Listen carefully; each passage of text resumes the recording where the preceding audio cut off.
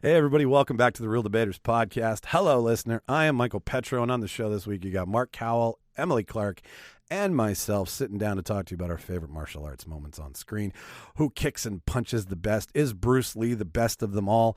And do we like cheesy kung fu? Those were a couple of the things that came up. Then we're moving into our favorite cameos. Do we like a surprise character to show up that we didn't know was even going to be in the film? Do we like it when an actor plays that character and we had no idea they were even in the credits? And what is defined as a cameo? How long on screen before cameo turns into an active role in said film or TV show? And then lastly, we're going to do one of our favorite segments, Roger's Regret, where we take a 2-star rating from RogerEbert.com, specifically Roger Ebert's, and we rehash it for you today and see if we agree, disagree, or don't give a fuck. So that's who's on the show this week. That's what's on the show. Attention, alert. Pay attention to this one, kids. If you like movie trivia and beer and fun times, you're going to want to come hang out with us. The Reel Debaters are doing their first trivia night, April 27th at Little Brown Jug in the heart of the Exchange District in our hometown of Winnipeg, Manitoba, 7 to 9 p.m., 336 William. Tickets are $5, and this is general, well-known, easy-to-figure-out movie trivia. You can have teams of 4, no bigger. There's only room for 60 of you, so get your tickets now so you can come have some fun, drink some delicious beer, and hang out and have some laughs with us. We're going to be playing some clips in the background. We'll have maybe one or two of us will be doing some impressions based on some of these questions. Who knows? We like to let the shit hit the fan, so to speak, when we do our live events, if you've been to one. So you'll know how much fun they are. So again, April 27th, 7 to 9 p.m. at Little Brown Jug, 336 William Avenue. If you want to buy tickets right now, they're on Eventbrite. Head to the link in our bio on Facebook, Twitter, or Instagram, Reel Debaters Pod, REEL on Twitter and Instagram, and the Reel Debaters Podcast on Facebook. $5, kids. It's cheap. It's easy. It's going to be a good time. We want you there, so get your tickets now. I have nothing else for you this week, kids. I will cue that reel, and you enjoy the show. Let's tidy up this tangle of film by putting it on a reel. Here is a motion picture film, 1,000 feet, 16,000 separate photographs. Welcome, everybody, to the official space section of the chart. The truth! You can't handle the truth! Sir, you're out of order. Out of order. I show you out of order. Ladies and gentlemen, welcome back to the Reel Debaters Podcast, the place that asks questions like, what happens when real life meets real life? I'm one of your very most excellent hosts, Michael Petrow. Sitting to my right is... Well, that's me. I was like, what's his right? Emily Clarke, your less excellent host. Your directionally challenged second host. And then to her right is... And Mark Cowell on here today. Mark, and Mike, I got a question for you. Is it when answer. like the real double E meets real EA, or when the real EA meets the real double E? It depends on the day, Oh. I think. I mean, I think it's the real REEL meets REAL. That's what I was originally thinking. Was But taking, sometimes it's REAL yeah. to the REEL. Yeah, like shit gets too real in movies. Right? Ooh. Or or your life becomes kind of like a sitcom. Oh, yeah. I've always I like, is there a laugh track to my life here? Like, Wait, did you hear that? I thought that was in my head. if you listen closely, right there's the laugh track. yes. So yeah, no, I think it was REEL because it was always off the screen. Because if you remember, it was it. Here you go, listener. If you're new, our best episode is our first finding of who we were when we found our stride, which was it's a tie between what is the best close quarters hand-to-hand combat weapon, which that was, I think, your first. That's going to be a ding, ding, ding segue into some of the stuff we're talking about today. yes. Sweet. Nicely done. And then the other episode is what Sylvester Stallone character should run a summer camp, because that was real REEL to real life. Yes. But then as things evolve and grow, we were like, well, let's go from real to back to the screen. Also, if you look at our call sheet, there's your answer. That's true. But that does change. Sometimes I feel like fucking around with that. Okay, yeah. And we're the only ones that see it, so it doesn't matter. But Fun fact, listeners, we have call sheets. we do. Yeah. Because we're pros. Very professional. We're pros. You know that. But so welcome to another episode, listener. Thank you for tuning in. This week on the show, we got our first Real Talk of February. And as I promised on previous episodes, we're only doing one love topic this month. I do have an ability to go heavy-handed sometimes. The month of love. The month of love, the month of Christmas, the month of horror. I'm like, no. We're just going to do one special. So we've already done it. So you don't have to worry about it anymore. I feel like we did the best meet cute, maybe our first Halloween. That was, Our yeah. Halloween first. Our Halloween meet cute. I'm sad to be left out of that one. They made Next out over a time, next grave. time. No, it was best meet cute though, Yeah, I right? like And then we that. defined a meet cute. And then we did the love special with your lover, partner. What? Your lover. I don't know why I said that. I love her. Your lover. Not my partner, my lover. Your yes. love. Yeah. Your lovers. They have not met yet. In fact, we're not supposed to be talking about it on the show. Sorry, that's an edit. No, but we did the love special of like life and love on screen. Yes, and we did. life and love in the real life. I want to make a dating show for next year. I want to go back to like the dating show and like Like the Whoopi, match game, match or game and something. stuff like that, like the couples games, right? Oh my goodness! Oh yeah, the newlywed game. Right? You know what I'm talking about, listener. You got a year to go, but tune in. That sounds it's coming. Can you make those shows anymore? I don't think so. But like, remember Blind Date? Yes. Yeah. But can you make any of those anymore? Fifth wheel. Fifth Wheel, right? With Next, Aisha Tyler. Next. Yes. Next on the bus where the Yeah. people got off the bus. Yes. Oh, and I went, like the next was a good one. That Yeah, was. I like that one. Can That you was imagine fun. the emotional devastation of not even stepping off a bus and someone just being like, "Ew, next." It was so binary. I don't It was think we could do so any of Captain those. Marvel. Exactly. Wow. He's, Like you just either were or were not. You Yeah. know, there's no fucking around on those shows. But Aisha Tyler, who went on to host Whose Line Is It Anyway? yeah. Yes. Fantastic host, but she really made that show worth watching. Oh yeah. I wouldn't have tuned. There was no host on Blind What was Date. the one? What was the date? Was it Blind Date that had the pop-up fun facts? Was that Blind Date? I think that was Blind Date. That was Blind Date. That was think fun so. too. I liked that There was one. always a jacuzzi. Yes. Well, you got to see them in their bathing suits. But like well, they always ended up, in some sort of. Wet environment. Yes. by their own making and doing or Worked otherwise. their way to it. Yeah, I mean, and like they weren't shy. They just closed the door to the gate that they went home to, and you were like, all right, I guess they're going to fuck. Like they didn't leave much to the imagination. Young, dumb, and full of cum. Not after that night. Anyways, so that's next year's debate and it might even be a live one. Like we should do a live reality game show, dating game show debate somewhere. Like We should Love it. host Speed dating. dating game show for Halloween.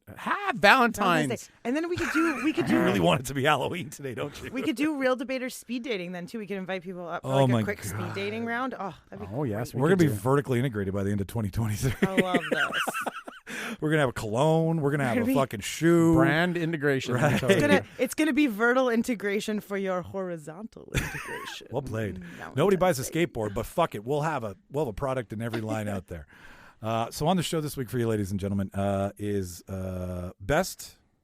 best martial arts moment on screen. We'll put it that way, right? We got a list to go through as always. Some of the other people in the world have compiled it for us. So we're going to review our favorite martial arts moments. Either they're old cheesy kung fu or like new age wild CGI stuff. Who fucking knows with us? We've also got best cameo. And I think we've done that before, but we didn't do it properly. We really didn't stretch the yarn on it. So we're going to talk about that one moment when a famous face steps on screen that isn't in the credits. Nobody knew it was love coming. a cameo. Love it. A cameo just changes the whole fucking scope of a movie sometimes. It Especially does. if you're kind of just like in the swing of things, and all of a sudden you're like, oh, Right? You know, it just like pulls you right back in. I know. Yeah. And then you're like, yes, that works. Because it's Oh, also, yeah. it's like, who could do 5 seconds on screen and then be done and say enough? And there's also an interesting dimension to the cameo. Not just sometimes the cameo of who the person is because they have so much gravitas, if you will. Ooh, I like that. And doesn't matter who they're playing. Yes. You know, it could just be like dude on elevator, like that Yeah. that type of cameo. Yes. But then there's also the when you're dealing with something that has a universe or a backstory, it's like you didn't expect that character from the book Here or comes the crossover. right Yeah. exactly, and you're like Character cameo versus the Yo, actor so cameo. it could be just the character cameo and then there's the double play, right? That you get like the big person who's playing the thing, and you're like, holy fuck! Yeah, you shit your fucking pants in the middle of the Yep. movie. Yes. And like you're broken. Like you don't like no more. Let's go in this direction. Your eyes start twitching. And then lastly, we're going to pull up a favorite that we've done in the past, which is a Roger's Regret. If you've listened before, that's where we take any 2-star rating by the famous Roger Ebert, may he rest in peace, and review it ourselves and see if we go lower, go higher, meet in the middle, see what happens with our professional, and I air quote the fuck out of that, opinions. But before we do that, let's step off this mortal coil, talk about what we watched. Mark, what'd you watch? What did I watch?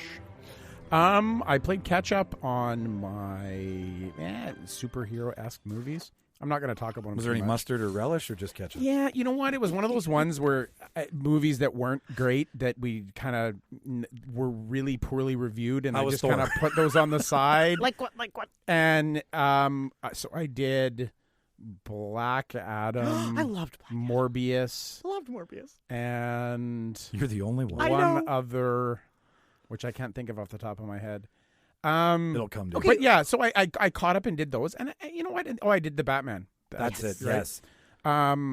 I'm dying to hear what you think, because I've had this argument with everybody about Morbius and Black Adam. And I don't, you know what? I can step Don't you remember back. him live messaging the group when he was watching? You know what? Black I can Adam? step back and I can say like where I enjoyed it. I enjoy bad movies too. Like my enjoyment level doesn't necessarily coincide with the quality of the movie. Good. Right? It could be a shit movie that I really enjoyed, and it could be a really well done movie that I fell asleep in. So let's just start off by saying that I enjoyed the most. Like I enjoyed the Morbius, like him becoming the vampire and getting to that point, and even the cinematics and the CGI of like when he's the vampire, the way that it's very wispy, almost like smoke, and the way he's bouncing around. But then like the antagonist was so shitty. Like I think like just his buddy that has the same disorder as him snuck in and took the potion. Like I wanted somebody to go against him. I kind of liked it because it felt very real to me. Like you said you were going to make yourself and this guy better. You figured out a way to make yourself better, and then you were just like, fuck you to your friend. Like that is definitely how you make a bad guy. Maybe I want that as like a bump in the road, and then there's like a bigger. Because the way they played it is like they're setting Morbius up for Morbius 2, and I don't think he's getting a Morbius 2.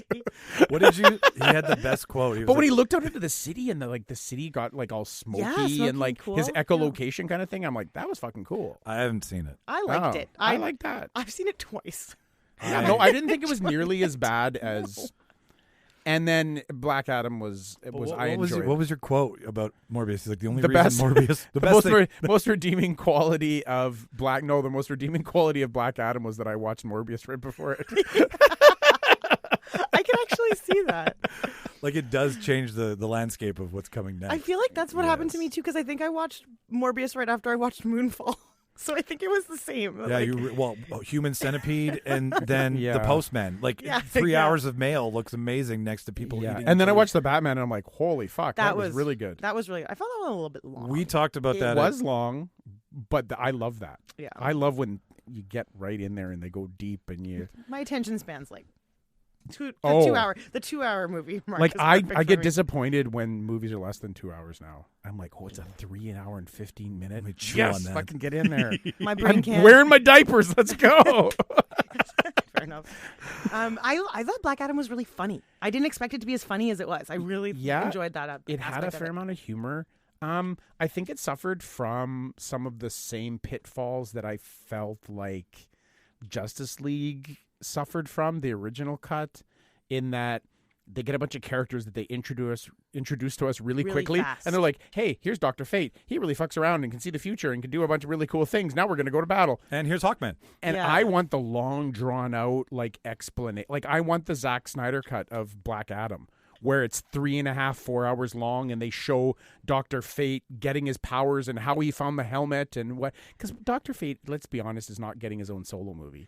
So we need the Cyborg treatment that Snyder gave Cyborg to Justice League to Dr. Fate and Atom Smasher. Preach it. Right? And we really focused on Black Adam's history, right? We thought he was one person, and then they pulled the fucking flip the switch, and he's a different person. He's a Shazam guy. Shazam. Same lightning bolt. Yeah. Shazam. Right? Yeah. So they did a lot of that history, but then we got nothing for everybody else. They're just like, boom, here's Hawkman. I got fucking cool wings. Let's go. I kind of thought it would have been better to have multiple movies, but again, that's my short attention span. Is like I want to see 3 or 4 origin story movies and then stick them together, like the Marvel formula. I like. Oh, I see. I like the background, and like even movies I don't like. I'm like, give me a show, give me fucking 8 hours of that person as a baby and why they became the way they were. And that's actually, but see, that's the weird thing is I would prefer an 8-episode series over a movie because I do like the background, but my brain needs a break in the middle. I liked Black Adam because we've all seen it now, but we never we talked about it a little bit at the Christmas debate, and then we talked about Batman at Chrissy's birthday. But Black Adam, The Rock can be a superhero. He's like basically question a superhero answered, already. right? Yeah, but at the same time, okay, great, good, and all, but I don't know what it is. I can't say what it is, but it just feels so executively pushed compared to the Marvel where the creative team leads the way, right? I don't know if this is my own head, but it just feels like it's and maybe it's because I read a lot, but it's like I know they tested it 5 times. So it seems more built like a model, right? With no cracks and no seams. And to Emily's point, Marvel just seamlessly goes together, even if it's long, even if it sometimes is out of bounds. That you can't see the seams. I can see the seams where it's like creative led the way, and then boom, no, we have to have this scene so that everybody understands, and then back to cool shit. And that really fucked with my viewing of it. I thought had a hard time suspending reality to enjoy it, right? Suspending And playing into the gods and monsters aspect, which is clearly where Gunn is going to take it. I loved that. I loved his backstory. I love when they did the big reveal, and it's like it was him the whole time, and his son died. But they give us so much of that, the backstory. But then they give us nothing. It's his movie. But they give us nothing for the heroes. Nothing. They just randomly introduce heroes, and one hero sacrifices himself. And we still don't know anything about him. Yeah. Why? I get what you're saying. And the Atom Smasher, I was just like, ooh, someone traced out the lines of this character. Yeah. I didn't know he existed. And big surprise. In Ant-Man, the movie with Marvel, we got introduced to PIM particles, and we got introduced to why you can go up and down and why it's shady and how we got nothing of that from... And those were great. Dr. Fate was a lot of fun to watch. I think he's a really cool character. Right? Yeah. Right? Yeah. And I'm like, he was just short of saying, well, I've seen all 17 million possible outcomes to this. This is the only way that it could possibly happen. It's only two endings. I think, as someone who doesn't know the history in the comics, it probably, and because I don't really have a ton of background in reading in DC or Marvel comics, it makes a faster sort of viewing experience. I didn't feel like I was missing anything, but that's probably because I don't know what I'm missing. So as someone who really has no idea, I was just like, oh, cool, good guys, bad guys. You know what? Fight. I can say that about the last. I can say that about The Last of Us because I never played the game. Yeah, and I'm loving the show. Yeah, I think, and that's another. I started watching Last of Us, and obviously everybody's watching it, and it's really fucking good. Are you up? I haven't watched it yet. I'm scared for the emotional damage it's going to cause. I've actually only watched half of this last episode, but it's a really short episode. It's only 45 minutes. I watched the first 20 minutes. You saw Frank and Bill then? Yes. Oh. What an unexpected side journey that fucking was so emotional. I have them all queued up and ready to go. I just need to convince myself. Yeah. Emily. You will watch the most beautiful episode. Without spoiling it, I've never seen a show take such a fucking hard right to tell us something that fits into the story but spends so much time telling you that side story. Here's an example of what I mean, rather than just here's the thing, this has happened, this is why this happened, and we get it in half. Instead, they take an hour and a half to tell you the entire fucking story set over 20 years of why, and it all boils down to why the supplies are at the place they are. Yeah. Basically, to not spoil anything, but basically that's what it boils down to. Okay. It's like he could have been walking on the street, looked at this house, walked in, grabbed the bag, walked out, and that's all we got. But they told you the whole and spent an hour and a half of why the bag was there. Yeah. It's basically, that's not the story, but that's kind of an analogy to it. The right? bag's the MacGuffin. Yeah. It just moves the whole story. And I'm like, holy fuck. Yeah. I'm like, when have we ever got that? It's the most, which is cool, and it's brave of them to do it. I think to take something completely out of the story and so early in the story for those of us that didn't play the Yeah, video yeah, game. yeah. So early in the story to tell that much, and it was really, really well done, well acted so far. This was me. The whole hour and 20 Yeah. minutes, I was just smiling like a kid. Yeah, and I like the similarities between like the Walking Dead world, but then I love the differences of, I love the connection of the, like post-apocalyptic things can kind of blend into each other. Like, Yeah. oh, it was nuclear war. Oh, it was a disease. Oh, everybody's zombies. Oh, Yeah. Are they fast zombies or slow zombies? Check some boxes and Running move zombies, on. Right? Yeah. Do they swim? And the fungal thing is really cool. It's cool the whole mycelium connection and how I love that angle. of it. Cordyceps, right? Yeah. and Ooh, the biology of it Yeah. all. Well, the concept. If you've ever seen the show Fantastic Fungi, and it really got me like. No, but I think I'm one. when they Real fun guy. when they talked about the mycelium, which is like the underground network that all the Yes. fungus have, Yeah, I and do like remember that, and yeah. how the entire forest talks to each other That's through this like network. why mushrooms are so cool. Like that just fucking blows my mind, and they've taken that concept and like put it into this world of that's how if you step on a fucking mushroom here, then over there it senses it and it communicates, and you're like Like holy Tremors. fuck yeah. Yeah. Exactly right. So yeah, no, that's what I've been watching. That's awesome. Okay, out of all of them, which one entertained you the most, and what do you give it out of it? You know what? If I was sitting with some other people watching a show, Black Adam was very entertaining. Yeah. Because you don't have to pay attention to every line and you can still enjoy it. Yeah. The Batman is a movie that I need to sit there and watch with nobody else in the room, Fuck off. with subtitles on and loud so that I don't miss anything because I want to enjoy It's also really everything. dark. It was. Yes. I found it hard to see too. But I want to enjoy the whole, like it's one of those movies you want to pay attention to. You want to wrap it around you. Whereas, Morbius, Black Adam, I didn't need to. Last of Us, I caught myself not paying enough attention to the last episode, and I just stopped it because I knew, like, I need to give it my full attention. It's one of those It shows, is. It's right? active watching. Yeah. Yeah. So I think that in that sense, The Batman was the best movie that I've watched recently. I'm so glad you got into it. And I loved the intricacies of some stuff. Rabbit foot. Yeah, right. It really truly was like Seven. Yeah. In a sense. Oh, totally. And I Totally. love that there was like sort of almost a little bit of Saw too, kind of maybe thrown in there. What I really liked, what's the term? I'm not one, so I have no idea. Incel.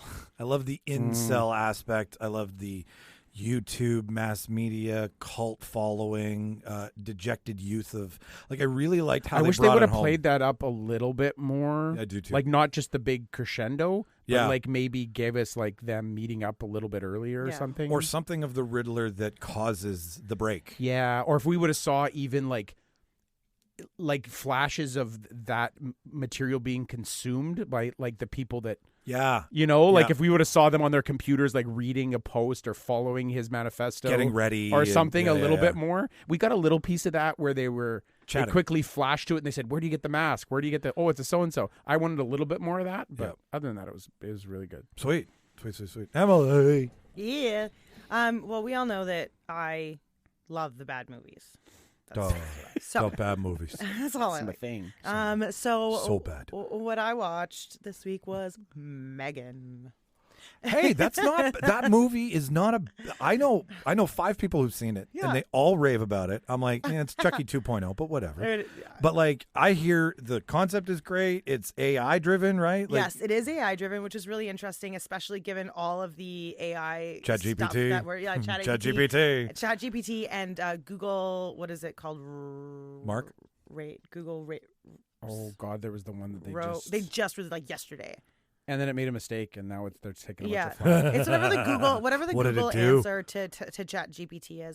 Do we know what it did? Oh God! They asked a question about the telescope, and it's like, what's the most interesting thing that this whatever telescope Hubble. thing, and then it said something that in fact wasn't. Oh, it said it photographed the first planet that was out of our solar system or something like that. No, the And Hubble then did that. There was a part where NASA's like, well, actually, it didn't photograph the first planet. Whoops. It was really cool that it answered, but it's kind of wrong. Anyways, So Megan, yeah, go. so it's AI driven. It's also interesting conversation about how parents or caregivers relate to children in an age where there's expectations on you to be pulled in a bunch of different directions.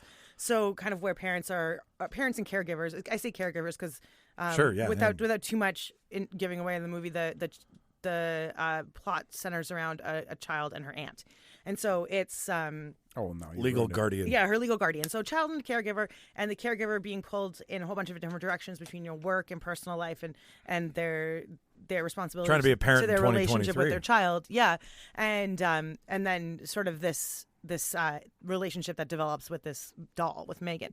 And so it was a very interesting Doll or action figure? She was a toy. They always referred to her as a toy. So it was really interesting. It was very predictable. Of course, the way that three-act horrors are. Go. Yeah, exactly. You knew what was going to happen the whole time. The design was really interesting. The way that they got to the point was really interesting. Some of the stuff that the doll was able to do was really interesting. It reminded me of like Ex Machina a little bit.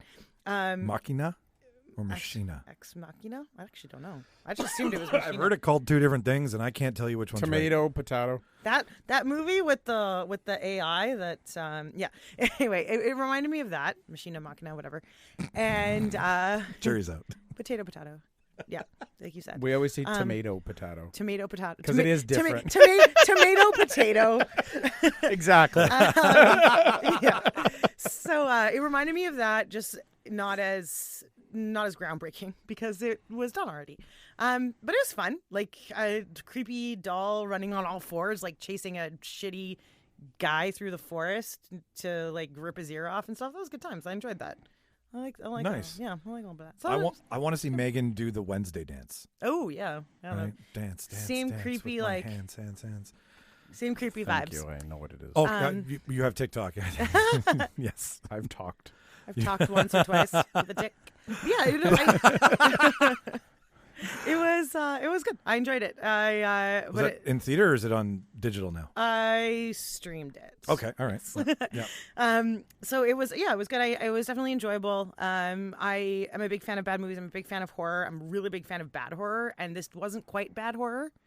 Does it It was want too good to be bad horror. It was too good to be bad. It was too good to be bad horror, but it was too bad to be like really good horror. Ooh. So it was somewhere in the middle. It was fine. It was entertaining. It was what I expected. It didn't blow my did mind. its job? Yep. It wasn't like this has been a really good year for horror, or we had a really good year for horror with things like Horror Plus is happening. yeah. So I mean, we had like Barbarian, we had Smile, we had The Menu, and those were all really, really good. And so I've been a little bit spoiled recently with horror movies, and so I expected this one to be worse or better, one or the other. Sure, yeah. But it was kind of in the middle. $70 million opening week, I think. $30 million opening weekend.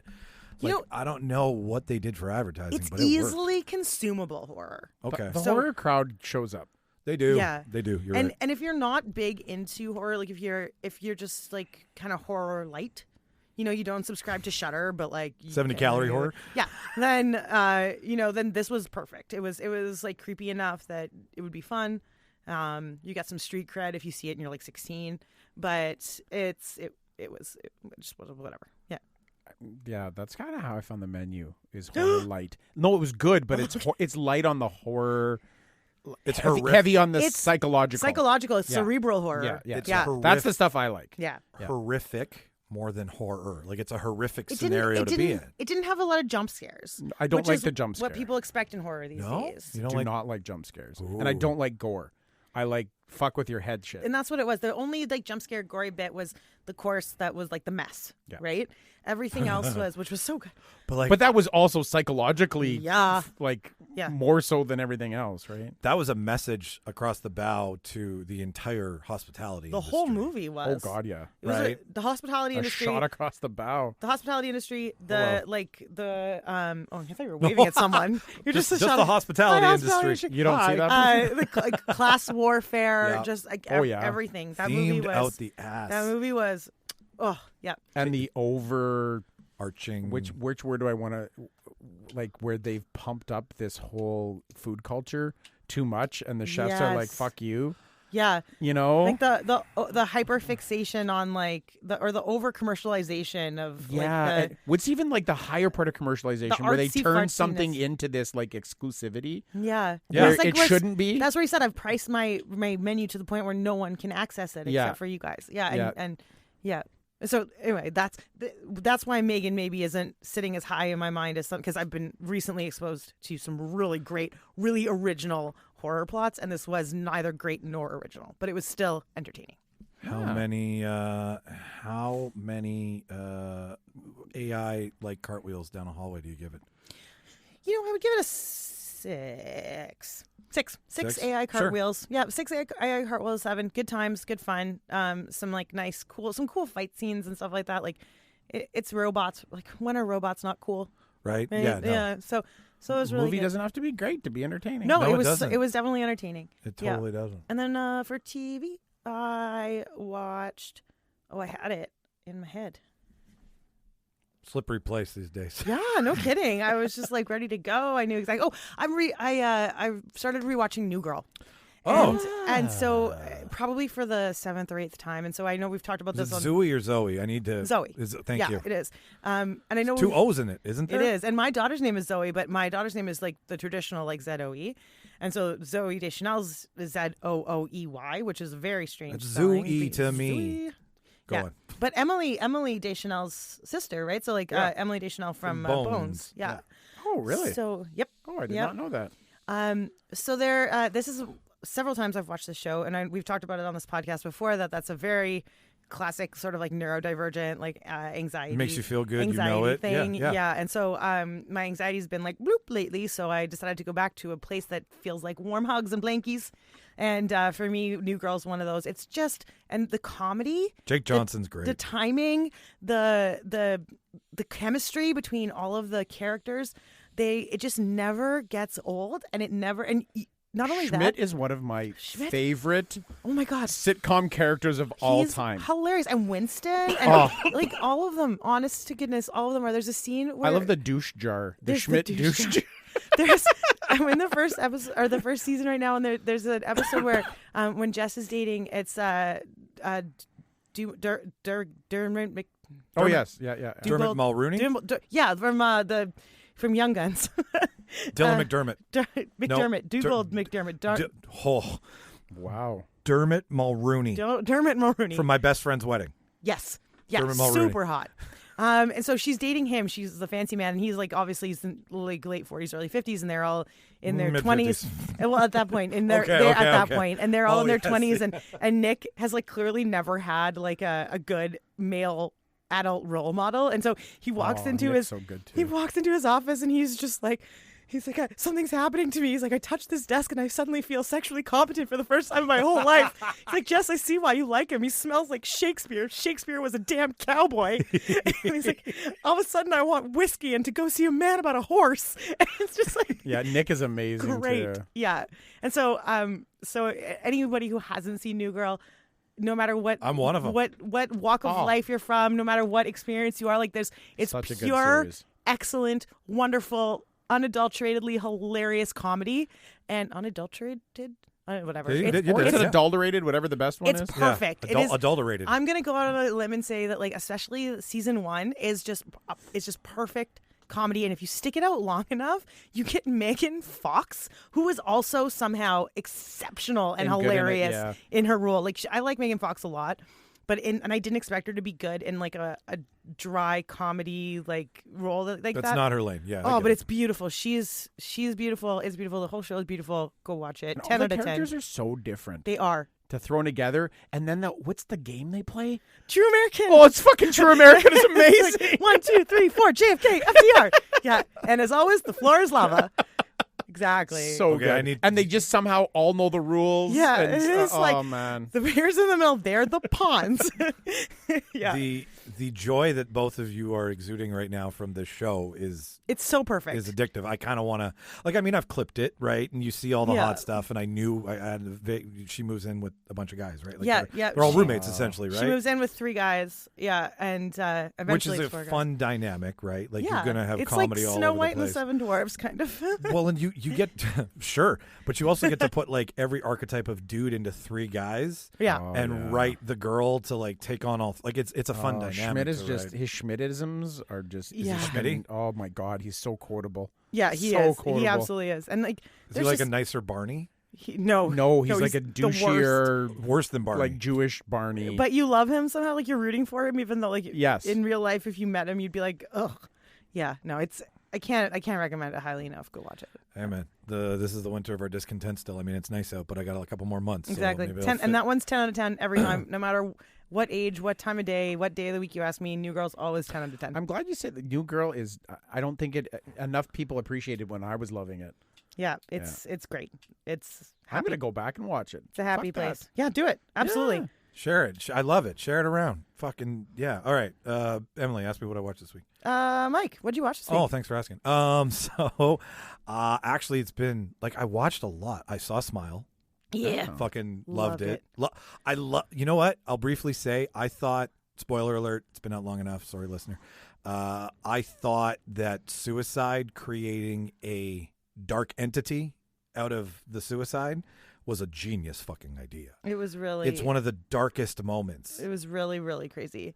Again, cerebral, right? Like that like in your brain sort of. Totally. And I don't know, but anyone who's ever had I'm gonna call it like a break, like a psychotic, like even just a moment where you weren't sure you were differentiating reality from not reality appropriately, that makes that movie extra scary. And I was horrified. Shauna had nightmares. I think I got hit once. I'm not sure. Maybe I just walked into the wall. But it affected both of us. It's creepy as fuck. Yeah. Like but I think these things that they're doing now with horror, where like It Follows, sexual assault is the spoiler alert, is the entity, Yes. right? Yeah. And suicide is the entity, and we all go, like, if you don't believe in true religion, and if you or have no, are a devout whatever in your religion, at the end of the day, suicide is unilaterally known. It's not different for any culture, right? But our belief systems, where everything goes and happens after, change dramatically. But one thing we can all agree on is that the wiping out of a life has to. There's something that Has to comes. have some impact. Yeah, right? right. It just can't be shh and done. So like suicide as a thing infecting another person, like mental health, all being tied into it. I was just like, this is too smart for this Smile. Like right? trauma being something that can be trauma passed along. Yes. Yeah. Shared trauma. We understand shared trauma, and Yeah. and the suicide infecting the new person and then everyone else along that line. It just makes sense because suicide's so dark and depressing, and it's just it's a wipe. It's a wipe out of a life. And I haven't seen it. Oh, Smile. whoops. But we discussed how their viral. I'm so sorry. I ruined No, that's the movie okay. for you. But their viral ad campaign, Yes. right? Was it like not from the outside? Like, Yes. did it live up to the Yes. hype Oh, of yeah. their Yes, viral it ad does. campaign? Because the viral ad campaign, what they're doing is they're taking. I'm going to do it all for you now. Here's my reinterpretation of it. They're taking the moment in the movie where the smile, when it's shared, that's when You're like the next person. Like, that's when you're the next person. The next, yeah. Oh, what was that movie where the guy was being passed, the spirit was being passed from person to person, and they'd start singing the same song? Oh God, there's a few like that. Fuck. Where the guy was getting killed. He was a prisoner on death row, and then his like spirit went into somebody else. Yeah. The yeah. Yeah. What Is the that kind of like that where it gets Yes. passed around? Yes. Okay. Yes. 100%. 100%. Yeah. And it just is very smart. And I mean, I could talk about it for hours. but It's very, like smart. the stream of consciousness, like being in a person's brain as they're slowly going insane. And Ceci Bacon? Essie? Yeah. Kevin Bacon's daughter. Yeah, Nepo baby. I was thinking it. But it's very. It was to me. It was reminiscent of reading. What the hell is the Shining? Reading The Shining. Like I don't know if anyone's who read it, but like it doesn't come across quite as well in the movie. But when you're reading The Shining, one of us lives with a Stephen King fanatic. You're literally in his brain, and you can hear his brain starting to lose it. And that was what I thought. That's how I felt in watching Smile. her break. Yeah, watching her start to lose her mind and like really lose her grip on what was real, what wasn't real, and like trusting her own sense of like of her interpretation of the world was really, really scary. It's okay. And that's the difference between. It's funny that you bring it up. The Shining is that we feel in my household is that sense of the descent into madness wasn't presented on the big screen. I agree. Kubrick didn't do a good enough job of taking Jack in his descent to madness, starting from a normal man. Totally normal. Yeah. In the movie, he just starts as a fucking crazy man, basically. Like a normal guy, hyper fixated, maybe a little bit on like, did he do the wrong thing one time in his life, kind of, and then just like. And I feel you got to care about him before you care about his descent. Yep. Because if you don't buy into it. Then he's just a bad guy. Exactly. That's why I don't like the movie that much. I don't like the movie domestic abuser instead of a madman breaking. But in the book, he's not even. I don't even think he starts as a domestic abuser. No, the movie. I'm saying. Oh, in the movie, that's how you're given Jack. Right. Yeah. Instead of Jack's break. But I'm a big fan of you need to make me care about a character before you do something bad to them. Yeah. Totally. That's it. Like at the beginning of Breaking Bad is always a case. Like it was slow, but I had to care about Walter White before I gave a shit that. And Jesse, I had to take. I took 2 days off of work when I finished Breaking Bad. I was so upset. Did you see the Super Bowl commercial? No, was it? I saw that there was one, but I haven't. They're reuniting for a Super Bowl commercial. Oh my God. Oh, it's so good. It's so good. Yeah, I was so emotionally distraught from that show that let me drive us back here because I'll get my other shit out of the way. And then okay, sorry. No, I've heard about the commercial. I just won't talk about what I want. Okay, talk about what you watched. Shauna won't talk to me about it. You're the only guys I can talk to about it. I also watched. I finished a Friend of the Family, which is Colin Hanks and Anna Paquin. Nepo baby. Yes, Nepo baby. I like Anna Paquin though. Nepo baby. We're gonna do that a lot if we keep talking about Hollywood. I'm just waiting. I'm just jealous. I'm waiting for my nepotism to kick in. I don't know what it's gonna be, but I'm ready. No, so. But that is the show of a girl named Jan Broberg. And Jan Broberg was one of many kids to this loving Mennonite family who lived next door to this other Mennonite family who the father... You told me about this, yes. Yes, we talked about it when we first started watching it. I closed it this week. I have never watched... The father what? What? You didn't finish your sentence. Oh, that's right. Sorry, I did leave and you. We're done. Okay. Yeah. I'm like, to the cliff, Louise. So the father of the next door neighbor is a pedophile. Oh. And a sociopath. Oh. And he convinces Jan to fall in love with him.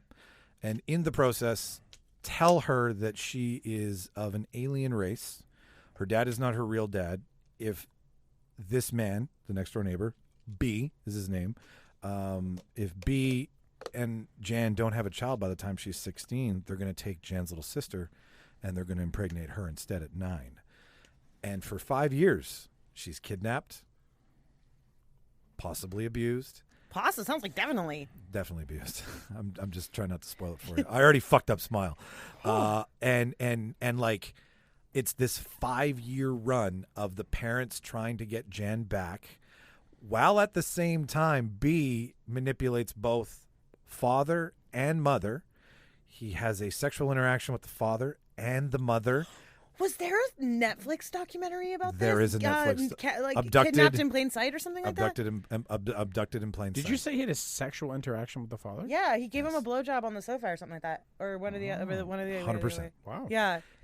So here's I can't explain this series to you enough. It is 9 full hours of a fucking insane story that every step of the way you want to be like, I need to Google this. I implore you, don't do what I did. Go watch the documentary first. Then go watch this. I've watched it, but it was a while ago. Jan Broberg was an EP on the series. it is like for like. It is one of the most closely, accurately designed shows I've ever seen from a true story. Jan Broberg was the person who was kidnapped. Okay, Yes. so that actually makes me feel a lot better about watching it, knowing that she was involved in the production, because I don't like watching things that are taking... They're not taking liberties. Like, but getting entertainment somehow out of someone else's like horrible experience. You said that about Dahmer. Right. Yeah, Yes. That's why I couldn't yeah. watch Dahmer. I tried. I just...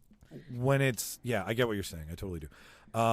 But yeah, so I finished it, and at the beginning, here's the craziest part. Like I just implore you to watch the documentary. If you don't want to watch the series, it's fine, but watch the documentary, listener. It is a lesson in being broken and abused and coming out the other end and trying to figure it out. And she is so well spoken and adjusted and has gone through so much to get where she has, and it's literally the literal definition of gaslighting. Like he made a two-way walkie-talkie out of this like radio thing and like pretended to be the alien Zertha and some other one. Like it gets so out of bounds. You're like, that couldn't have happened.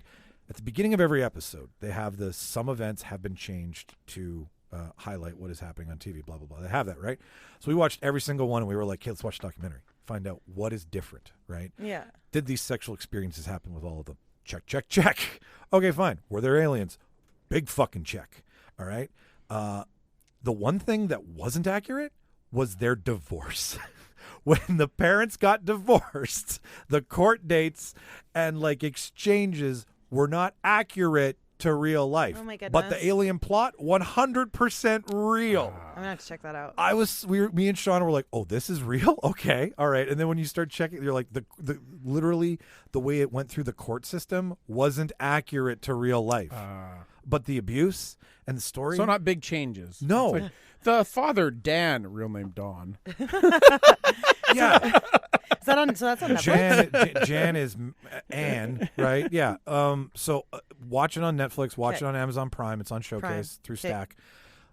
10 out of 10. The last episode, there's a whole episode of her self-realization of what happened to her when she was young, and it's fucking powerful. It's holy moly. Yeah, like me and Sean. At first, I was like, these people are fucking idiots. I had no sympathy for them. I came out the other end being like, wow, you guys. No, I don't think any family could go through what they went through and come out the other end still a family. Yeah. And like not all fucked, because they all got fucked by the same sociopath. Anyways, 10 out of 10 strong Jan Brobergs. Not going to make a joke about that one because there's nothing funny in that series. Yeah. And then movie-wise, I got me into A Knock at the Cabin. Me and Jimmy went to go see it. Yeah, I can't wait to see that. M. Night Shyamalan. I'm not one of those like nothing's been the Sixth Sense. The same thing every time I hear it. Shyamalan.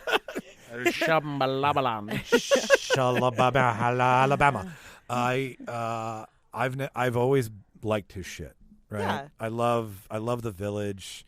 I even love Happenings, whatever the Mark Wahlberg one is that everybody loves to hate on, where the plants come back and Yeah. No, they're all fun. I was like, that's a cool idea. Plants, we fuck plants all the time. They can fucking fuck back. This one is dystopian in a little bit of a way, but I mean, okay, the trailer really does give a lot away. Like, we're here and it's apocalyptic. It gives me Cabin in the Woods vibes. Way better. Way better. There's no way. Cabin in the Woods is... you know how, like, here, I'll tell you this. Like, I was surprised to hear it was M. Night Shyamalan. I thought, to me, it felt a little bit Jordan Peele. You know what? Totally. This is exactly what Peele would do. Coming from Get Out and it being dystopian and Nope. and Nope. Nope being alien. Like it's another check on the box for Peele. But no, it's very M. Night right from the get go. I can't remember the little girl's name. She's fantastic. The daughter, the one that they have, the I one haven't that seen you it. assume will kill. I also have not seen it. But yeah, no. What's in the trailer is the plot. But That's awesome. like every M. Night Shyamalan movie, you're like One of you must die to save the world? 100%. That's the plot. Yeah. Okay. But It's Cabin in the Woods. That's Cabin in the Woods. is it real? Cabin in the This Woods. is the point. It's Cabin in the Woods. Is it real? Is there a command center? That Yeah, exactly. Send in the vampires. I loved. What about the hillbilly zombies? I love that. I thought Cabin in the Woods was awesome. it was. It's Joss Whedon. Oh, was it? I love. I hate to like it, but I like it. I know. I grew up on Joss Whedon. I know. Anyways, go see it. Watch it whenever you get a chance to watch Is it scary? Is it? It's not scary. There's no jump scares. It's violent. It's bloody. So take my kids. You don't take the girls. Does it take place in the cabin? The entire One time? place the whole time. Oh, I like that. That's his jam. That's Give him fun. a confined space. Oh, he'll love it. Cube is right up your alley. You need to watch Cube. You know if what? you've never seen it. You have to get creative when you don't have a sandbox to play in, right? Yeah. Like when you have a very limited space. Yeah. If we film a movie in this room, you have to get creative about how it all plays out. Yeah, absolutely. Speaking of how it all plays out, Dave Bautista is the best wrestling actor. End of story. That's awesome. That is my hot take. I will watch Dave Bautista Like do anything. Better than The Rock? Better than The Rock. Love Holy The Rock. You know why? shit. You know why? I 'Cause- love The Rock. I do Okay. too. Don't get me wrong. Don't get me wrong. But I'm going to tell you why. And it's like comparing LeBron and Jordan, right? Like very hard to do because they both do the same thing. So but The Rock is Jordan, right? The Rock, yes, The Rock is Jordan. Yeah. Okay. And LeBron is Batista. Batista. But whatever. The point is, the point of what I'm trying to say is that The Rock has never taken an acting lesson. He grew up learning to be The Rock, and The Rock just so happens to transfer parallel to the action genre very well because he's always been action, right? Like he knows the basics, but he's a performer. So a lot of his movies are based around a performance of a very like manly, strong leading. Did you see The man. Tooth Fairy? And that's where that conversation stops, This is like, right? I did it for my daughter. We're like, okay, we've watched we've watched The Rock do a lot of things, but we've watched San Andreas, we've watched Rampage, Is it Get Shorty or what's the other Get one? Smart. Get Smart. Oh, Oh my so God. good. I know, but So good in that. but take Red Notice, take Get Smart. I like Red Notice. I'm not saying that I love The Rock. I do too. The Rock is my guy. Moana. Right? Do you see? Yeah. I'm not arguing your points. But what I'm saying is that that's always what we can count on. That's true. He's the same. We've gotten Drax. Then we've gotten this Cuckoo Bananas character out of Glass Onion. Then we got the big bad in James Bond for a minute. He was a James Bond villain, right?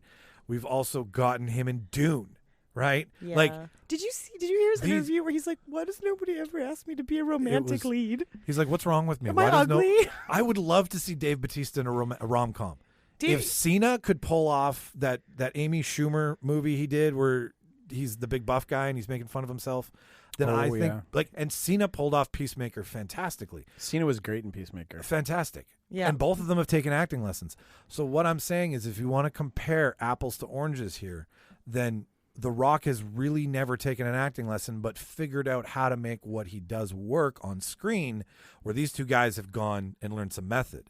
So that's why I will watch Dave Bautista do anything, and I trust him a lot more than The Rock going super dramatic serious. Like I've seen The Rock, he's like Walking Tall, he did okay, but like he took over for Arnold, right? Let's just The Rock is an entertainer. yes, exactly. You're not going to win an Oscar. Yeah. I loved him in Hobbs and Shaw, right? Stay We tuned. paid Oh my $40 gosh, yeah. to see that. I paid $40 to see Paid that. twice, movie. saw it once. Yeah. Awesome. Anyways, Batista's fantastic in this. He Also, carries. I'll be Batista's like leading lady in a romantic comedy. He wants to just scoop me up in his arms and carry me away. That's totally He fine. was great in Glass Onion. right. Oh, he was so good in Glass Onion. He's willing to step out and say judge me, right? And we can see his weird shaped head, right? He's willing to be out there in a thong with a gun. Yeah. Being That was awesome. right? Like was like so The good. Rock will never do that because The Rock is like $1 million a year PR image, where Batista's like, I'm from Tampa and I live with my dogs in a small house. Like we have two different I love it. attempts at He doing this doesn't. job. He doesn't take himself as seriously. He doesn't. Yeah, which is great. I got a Batista story, actually. I've seen it. I've seen the man. You've seen it.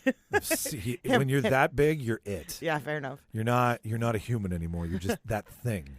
So when Raw came here, like eons ago, it was like my mid-20s, I think.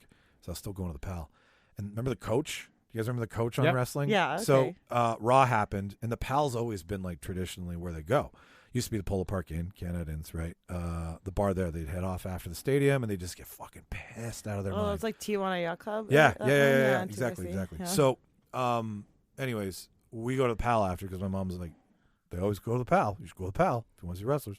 Oh, I thought you were going to tell me you're with me or your mom. No. My mom was like, we should go My to the mom said we PAL. should go to the PAL. That's where all the Cougars go. Yeah. Yeah, so I'm not your Go boyfriend. scoop me up a wrestler. Hey, Or get scooped by one. that's what I just said. Let's go. Let's go right now. You and my mom can go scooping wrestlers. Perfect. So, anyways, we're there, and like the coach is there having a drink, so we went over and talked to him. Nice guy, answered all of our stupid wrestling questions. We're like, okay, we're gonna go. Nobody's shown up yet, right? Because I'm like, these guys are probably drinking in the locker room and doing all that dumb shit. Long story short, we end up walking out, and I literally walked into Batista's stomach. Oh my goodness. Batista and Randy Orton were walking into the old PAL. Batista had to turn sideways and drop to get in the door frame. That's amazing. And then turn and go back. This is Batista at like he's geared out, ready to go. I can't even imagine. But like I can't even reach like the middle shelves on a standard cabinet. That- I can't even imagine having to like crunch to get through the door. Oh, that man was like, I'm telling you. Why do we even have upper cabinets? It's I can't get to anything there. That's where Dan hides all the snacks. I'm like, I know they're up there. Dan. Can you get me them down? No, he's just a beast of a man. Just an absolute fucking beast. And like didn't say anything. I was just like, I will sidestep the fuck out of you. Yeah. Anyways, I that's my probably could just like Batista walk through his legs, just like duck a little, just like a bridge. Knock at the cabin to surmise. Sorry, listener. I would say I'll give it like a solid, like a 7.5 out of Nice. 10. I give it 7.5 knocks at the cabin out of 10. The ending's, it's like any M. Night Shyamalan movie. The ending is the story, and it's great. Keeps you guessing. This one's based on religion and belief and all these crazy things, and you don't know until you know. So yeah, go see it. Don't know till you know, Anyways. All right, so moving on. Let's shake it off. Let's start this fucking show. So this week, like I said, I guess I should cast it back up on the screen. What did I say? What was the first thing, Mark?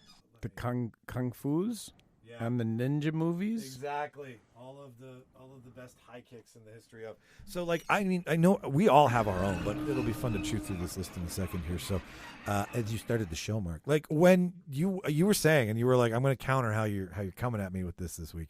You were saying you wanted to talk about maybe martial arts and not the general aspect of like it's a kung fu movie and we're going to see. Well, martial arts is now, and we know with UFC and everything else, like all fighting is a martial art. Yes. Right? It's not just your traditional Asian martial arts. Taekwondo, right? Kung fu. So, and I karate. think they get into it in there where there's some Matrix stuff. Yeah, and Matrix yeah. isn't your traditional Kung Fu. I would argue that stuff like the fight scenes in, I'm trying to think, where you incorporate like guns and martial arts are still your martial arts, right? Your what's the word? Why am I blanking on it? Because I'm trying to talk and I can't stop and think. Let us help you lift the load. Other Keanu Reeves movie. John Wick. John Wick. That's what I was Wick going to movies, say. I was right? going to say John Wick. Like the scene in the first Wick when like the 15 guys show up at his house, Yes. right? That is one of my favorite martial arts sequences. But it's less martial artsy than I get what you're saying. You know? It's a mix of like blocks and kicks and gun movement. Knives. Like right. In John Wick 2, they're in that.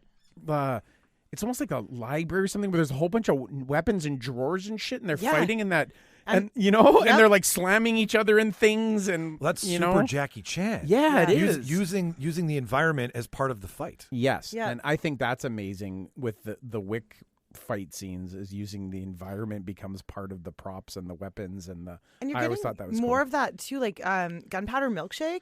Yes. Was similar, like the using what's around and the fighting martial arts style, but also with weapons, but with guns, and then like the ladies in the library, right, where they get all their stuff together, and they like the library is like their fortress, and they've got their bus with all the guns and everything, and like but all of that incorporates martial arts into it too. It at its core, it is all martial arts. Yeah. Like in this list, I was like, you guys are forgetting like Equilibrium. You guys ever seen the Christian Bale movie Equilibrium? Can't think of that one. Okay, so it's the future and all emotion's been outlawed. You take a pill. It's very 1984. Their defense. I take a pill right now for all my emotions. I'm already there. I know, but you're not forced to. You still have the choice. Well, Nobody wants emotions. They get in the way. Yeah, they do. Fucking caught some feelings this week. God damn it. No, but when they fight, there's this incorporation of the gun, and they move their hands in certain patterns that allow you to be maneuverable, but they do it with the lights off. That's the crazy fucking thing. I totally appreciate when you see the evolution of it on screen, because I mean that's Jackie Chan, that's even Bruce Lee in some scenes, right? Like incorporating a cup or a plate or some dumb shit. Yep. No, I like when martial arts get sort of like co-opted for, I don't know, I all of them just call it nonsense. In movies, again, I like bad movies, so I'm a big fan of really old James Bond movies. And so there is that whole like absolutely insane plot line in You Only Live Twice, where Sean Connery goes to like ninja school. That's right. and so he's getting It's like the trained. original Dark Knight scene. Yeah, so I was gonna say we're Dark Knight. Yeah. being trained by like all these ninjas, and then all of a sudden he's like, is it time? And he's like, no, you need 2 more days.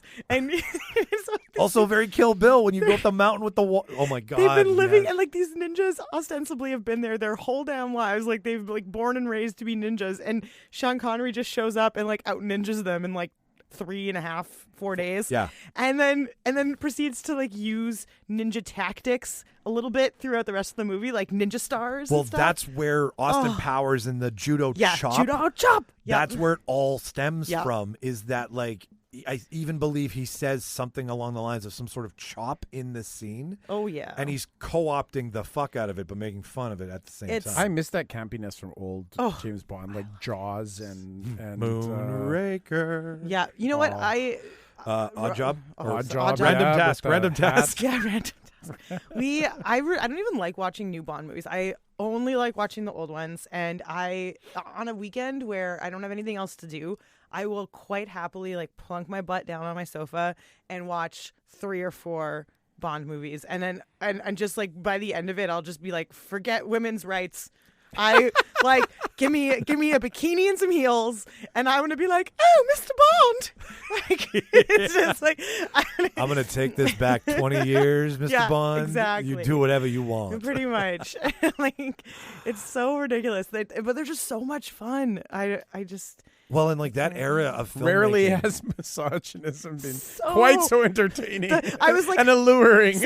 sometimes I'll be like, Dan will be like, do you want to watch a I gotta Bond grab movie? another water. I'll be Want to watch a Bond movie? I'm like, oh, I can't. It's just too much racism for me right now. Like, it's just I can't get past it today. But no, Roger Moore Bonds are particularly entertaining for me because I don't understand how anyone was at any point convinced that he was like super sexy, because he's like such a weird mushy old man, and like B, they just clearly were like, well, this is insane nonsense, and so we're gonna lean right into the insanity, and we're gonna throw this 80-year-old like guy with liver spots out of a plane on skis, and we're just gonna yes, that was. and everyone's just gonna be like, oh yep, makes perfect sense. Oh yes, to me. the fight while skiing down the hill. Yeah, or and some of it's just so ridiculous. So like there's a teenager like figure skater just throwing herself at him, as if like that would be a thing that would happen to some like random dude. I don't know. All right, ridiculous. so but yeah, so that's mine. It's not a martial arts movie. no, it's it's my favorite martial arts scene. I said martial arts on screen. I'm Yeah. done putting baby in a corner. Like there's so many different good moments Of your list, like clearly the Crazy 88 and is like super amazing. Yeah, and like that whole hang on here. Let me do this right. It doesn't translate to. It was my first. audio You very know, well, but Kill Bill came out when I was a teenager, and so just dating myself a little bit here, but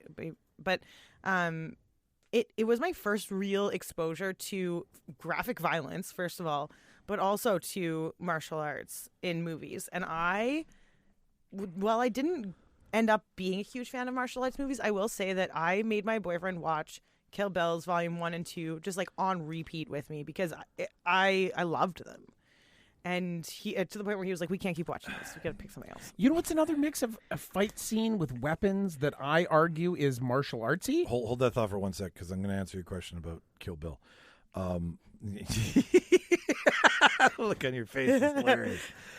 I just want to say that I would not be a fan of these scenes without Kill Bill, because Kill Bill was like, I didn't give two sweet fucks about martial arts before Kill Bill. It was like a soft landing. It really was for white folks, and it's for for teenage white people, us Westerners with no travel like experience. Panda Express being your your doorway into the Asian cuisine. The on ramp, totally. I went to the teppanyaki place down the street. Yeah, but the Crazy 88 scene, like it's. I was just like, this shit is. There's more than this. Oh my goodness. And that actually also Shauna and me, that was our first movie. And I fell asleep during it too. Or Anyway, sorry, I cut you off. What were you or saying? Your martial arts thought? And it's just a scene in a movie. Probably the one fight scene that I've watched the most times is the opening blood rave in Blade. Yes. Which also, like 100% martial arts. There's judo in that. There's karate in that. But that opening scene in Blade is absolutely I've watched that ridiculous. fight scene probably more than any other hand-to-hand fight scene. Well, and you know what? They really don't the true stuff, like Seven Samurai, and that's the only one I know because I don't sound that smart, I guess. But the old school Jackie Chan Drunken Master shit is just a laugh riot. Oh yeah, it's so much fun, and he is the reason stuntmen are better at their job today. Because of his on-screen time. The guy's like, okay, sure, I'll jump through 5 chairs because no one's ever done that before. Yeah, Jackie Chan that's just absolutely out of control, amazing. Bruce Lee, Jackie Chan. The more less realistic it is, the more I enjoy it. The more that's Ip Man. Me too. That's exactly what for me. Right? Where it's people are having one a hard guy time. and 100 guys and they're all falling and it's the most insane shots. I get that you want to pump your style of fighting up, but we all know this wouldn't happen off screen. Yeah. No, I love it. The less realistic, the better for me. I like my entertainment to be very fictional. Nothing wrong with that. Nothing wrong with that. Yeah, there you go. Okay, so there's 2 Matrix scenes. Yeah, there's The that. Matrix Reloaded was the worst movie I've ever seen, and I will fight anyone who wants to fight with me about that. That was a terrible. I movie. won't watch it. I know Mark hasn't seen any of them. I guess Matrix there's a whole generation of men. I feel that the Matrix is their whole watch it now. genesis to their personality. Watch it now. It came out when they were I'm clearly calling out my husband here, but the Matrix came out at such a formative time in his man brain that no matter you can't say a bad thing about it just the made Matrix. you question your I reality. was pre-Matrix and I don't care about it. Yeah, it's a good movie. I enjoy it, but it's I just not figure with your computer knowledge that you would have just gravitated towards it. I don't know. All I know is if I'm in the Matrix, if anybody gets out of it, don't come get me. I'm happy in the Matrix. It's fine. Maybe stick a new program in there, get me some more money or something, but just leave me alone. In my formative Matrix years, if you will, in my version of Dan's Matrix years, Yep. was for me was ninja movies. Yeah. Man, did I get into some fucking ninja movies in the 80s? Okay, all right, right? Because I bad good ninja movies, American Ninja. Yeah. Oh fuck yeah. How about Love Best it. of the Best? That's my bad 80s shit. Ooh, Best of the Best With Eric Roberts. Oh yes, Right, and James Earl Jones. He was in so many bad movies. Eric Oh Roberts. my God, he was. He was in everything Julia turned down. And don't give my brother anything I'm in. But those ninja movies were I just got so hyped up on ninja shit for some reason. was like an American Ninja was just amazing. American Ninja Warrior? No, that's a different show altogether. That is amazing, though. It is though, because it's based on the principle of being American and having ninja-like skills. I guess that could be considered part of this on-screen celebration of martial arts. I don't know. What other bad 80s? Because I remember seeing those in Blockbuster. You'd go in and there would just be a bad ninja section. There was a Dark whole Ninja. few years where they just went ninja crazy. Let's see if I can bring up I love it. something related. I don't know. And then I also probably dressed as a ninja for Halloween for 10 years. I did too, but I was like the fat version because you had to put your snowsuit underneath. Like is it like Beverly Hills Ninja? Yeah, it was very Beverly. Oh, speaking of ninjas, Beverly. How do we forget Chris fucking Farley as Beverly Hills Ninja? Yeah. Right, which is the whole reason we have Po from Kung Fu Panda. I was going to say that's Kung Fu basically Panda, that. yeah. Right, like that's those two. That's the animated version of American Ninja. Kung Fu Panda, I don't know why, but it just didn't hit for my kids the way it hit for me. And that's one of those movies that I would watch over and over and over and over I again. still love it. I I'll still watch love the it TV too. show. Yeah. Oh, Yeah. it's so funny. And then they've just got so many good lines, like one-liners in it. Like a lot of time I'm doing things, I'll be like, noodles, don't noodles. And there was like that was a callback to those 80s films where it's like grasshopper style, Yeah, crane style, exactly. tiger style. You know, And they're- like all it's the literally different the grasshopper Yeah. and the tiger. Yeah. right? But there was a movie where they had all the different styles fight each other, and I think there was it Jackie Chan. There was a movie, and then the guy would fight in all those different styles, and it'd be completely different. It's Jackie Chan. It's Bruce Lee. It's it's all those things. There was. I've just figured out how many American Ninjas there were. This is how much money wasted. American Ninja, American Ninja 2, The Confrontation, American Ninja 3, Blood Hunt, American Ninja 4, In space. The Annihilation, American Ninja 5. And Huh. American Ninja 5 is classified as a romance. Ah, cute. While the other, American Ninja 1 is also classified as a romance. Is there a romantic angle to the film? I do you don't remember? recall the romantic. Certainly wasn't paying attention to the romantic thing. Unimportant, just ninjas. Unimportant. The sneaking around, unseen, unheard. Very exciting. Final thoughts before we move on to the second item. I apologize to everyone who has an actual opinion on martial arts and movies there that's well informed, because Yeah. mine certainly was not. So mine No. wasn't. I just think it's like, I mean, like to mention the Matrix, like you said, because you can't talk about it, but like the dojo scene is like, and you've seen it. I mean, I know There's you've lots seen of the clip. dojo scene fights. Okay. though. In but the it's- Matrix, I'll talk about the Matrix. I won't talk about the Matrix Reloaded. Yeah, no, that's a yeah. piece of shit, and I haven't seen it. But like, what happens is two things for the first time. A, he just learned kung fu. I know kung fu. by Show putting me. a thing in the back of his head. Oh, that's right. Yeah. Right? He discovers he knows kung fu. Yeah. Like, I know kung And then fu. he literally says, Yeah. And then watching them do like this traditional kung fu style I mean, like this scene, there's behind the scenes footage of it where like they get down and dirty. That's every move. Like, isn't right? there when they start fighting though? They like do, and then they stop, and he has like the realization. Oh shit, I know how to do this shit. Yeah. Yeah. And they keep having those And like it pauses. It builds and Yeah. builds and builds. It's off pretty. of It is that. pretty cool.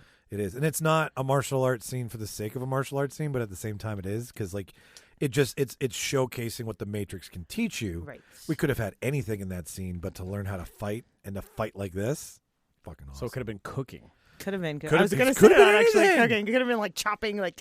Yeah. Could have Fuck, been, I know how to saute. Could have been 15 languages. I can julienne. How did I know He that? could have sang an opera. Holy shit, I can sous vide. Right? Exactly. Show me. Makes a gourmet sous vide Yeah. salmon. And I mean, also Three Ninjas. I mean, we can't forget Three Ninjas. I'm a little old for that. But okay. Yes. All right, that was my ninja stuff. Bring back ninja movies. I think I'm ready for more ninja movies. There needs to be a resurgence of the I mean, ninja throw some movie. fucking Power Rangers in there, right? Oh my Power god. Rangers, Yeah. Teenage Mutant Ninja Turtles. Like honestly, And you know what? The Yeah. thing is that all these on the list are like martial arts, Yeah. where they're showcasing a martial art. But none, like, how do you forget Teenage Mutant Ninja Turtles? How the fuck does It's a like studio right in the binder name. forget Teenage Mutant Ninja Turtles on They a wouldn't. martial They arts wouldn't movie? existed without that influx of martial arts Yeah. ninja movies. That's where that stemmed from. even like Sailor Moon and stuff like that when we were a kid, right? They had a lot of like I think martial arts influence in the way that they got But like it, ready it for just their hit fighting and hit, stuff. hit yeah. popular culture Yeah. in a time that we didn't have as much popular culture that's tied together, like Mm-hmm. social media. It hit popular culture when there wasn't social media. So we went from the movies to the cartoons to Street Fighter, like the video games and Mortal Kombat. Mortal Kombat. Hadouken! Right? All at the Yeah. same time. The world was obsessed with martial arts at that time. Maximum and button mashing. who do we have to thank? Because someone's going to write in and be like, no, Bruce Lee. You didn't Bruce mention Lee. Bruce Lee's We said fucking name. a lot of Bruce Lee. I said Bruce Lee. I know, but we haven't said it enough. Bruce lot Lee. of Bruce Bruce Lee. Lee. Bruce Have you guys Lee. ever seen the clip of him? And Chuck Norris. Fuck. Fuck Chuck Norris. Even if he is the reason he gave birth to the entire 1977 Miami Dolphins winning Super Bowl team. There's a joke about that. Slam revolving doors. Yeah. No. Okay. But Bruce Lee's the reason it's on screen for us here in the West. Like he couldn't get a gig to save him beyond Kato on the Green Lantern. Goes back home, nails it, becomes one of the biggest fucking stars, and then brings martial arts back here against his own people, against the studio system, but then somehow becomes the fucking shit. Everything we love about martial arts on screen is because of the confidence and the fucking Tenacity of Steven know, Seagal. I'm glad we can agree. The end. Next. perfect bookend, sir. Perfect bookend. All right, so there you go, ladies and gentlemen. Moving on, next item on the docket, the surprise appearance from one of your favorite actors in a cameo role, right? And I mean, the cameo. I think we can all agree, listener, that it really does. It turns it up to 11 in the movie when you get a surprise that you didn't know was coming. And Mark, you made such a good point about how, I think this was pre-show, it's an hour ago, but how sometimes the cameo is an actor playing a character that is dug in the elevator, right? Guy in an elevator, you said. Right. Sometimes it's the fucking what is it? The director of like Old School shows up at the fucking door. I'm here for the gangbang. Yeah, remember the gangbang? Yeah. Right? Yes. I love that movie. Fucking Todd Phillips. Right? Just shows up like, there's a cameo. It's a subtle cameo. And it's a cameo that like is a cult cameo almost, right? But like you have to be in the know. Yeah, you'd have to right? know that that's Phillips. Yeah. Or there's the big cameo where a huge name drops in. Like, I mean, just off the top of my head. That had no business being there. No business being there. Bill Murray. Bill Murray as the zombie. Is in Zombieland. Zombieland. Yeah. Bill Murray in Zombieland. Let me get to the... Yeah, absolutely. He's right at the top, obviously. Oh, is he? But we'll start there. Bill Murray in Zombieland, because they're like, when he says we're gonna go to the tippy top of the Hollywood empire, and you're like, who could it be? Who could it be? Now we're all playing along with the fucking movie. Who could it be? Who's your tippy top of the Hollywood empire? Yeah. And then it ends up being Bill fucking Murray. Which is so funny. It turned that movie, because now you're just like Bill Murray, Garfield, Bill Murray, Caddyshack, right? Like you're just having this Bill, and then they're having a Bill Murray fest in the fucking movie. Slimer, help me! How do I get it? Like she's trying to do the horrible impression I just did. She did way better, but like it just makes you happy. I killed Bill Murray. I don't know. What about you, Emily? What's a memorable cameo, and also a shitty one? Has there ever been like a what the fuck? Okay, so one of my favorite movies that I've seen in recent years that I thought was really, really awesome and very, very original, and I really enjoyed it, was Free Guy.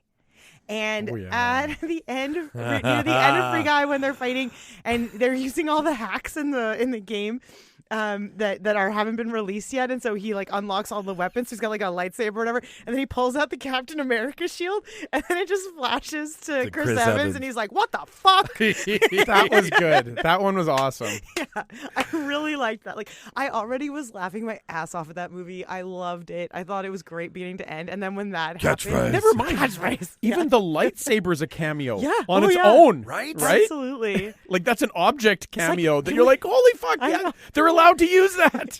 We're in a world now where we're so IP obsessed that like, the fucking lightsaber was its. Oh, that's hilarious that it's falling on you. Let me fix that. It's okay. I think It doesn't have to be a plasma saber. It can be a fucking lightsaber. The plasma sword. No, it's a fucking lightsaber. Yeah. No, that was really, really good. That was a good cameo. I forgot about that. I'm trying to think of one that I didn't like. I didn't even think of that being a cameo. It's a cameo Oh, because yeah, it that was a really, good it one. really made me laugh. One that I thought was I could have done without Wedding Crashers, where Bradley they're Will Ferrell.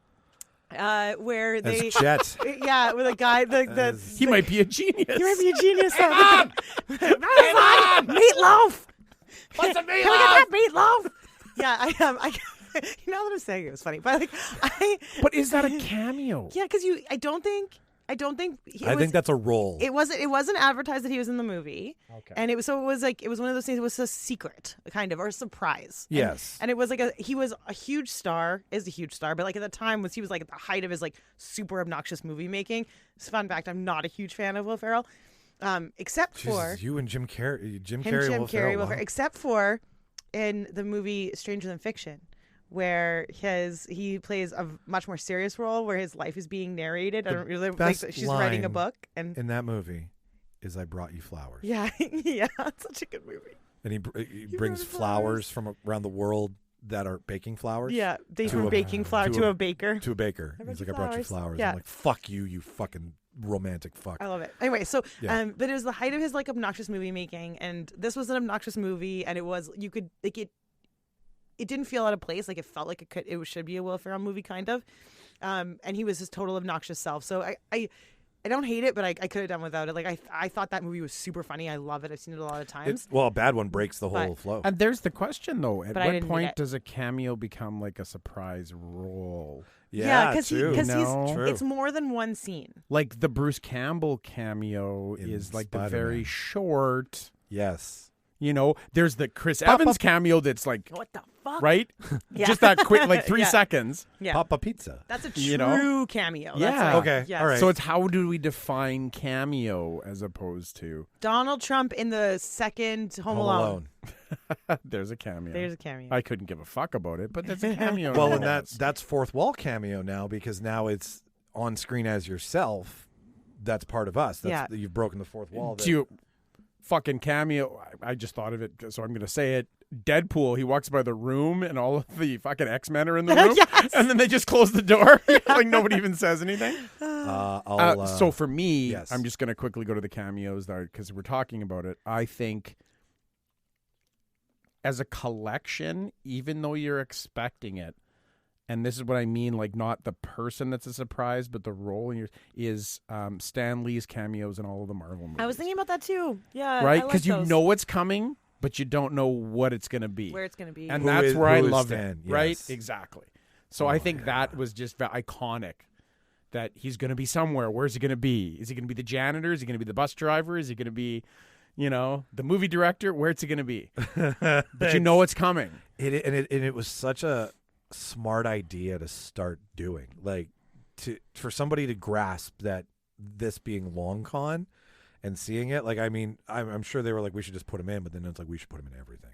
Yeah. Like this is what the guy who gives us all this deserves, right? Some screen recognition.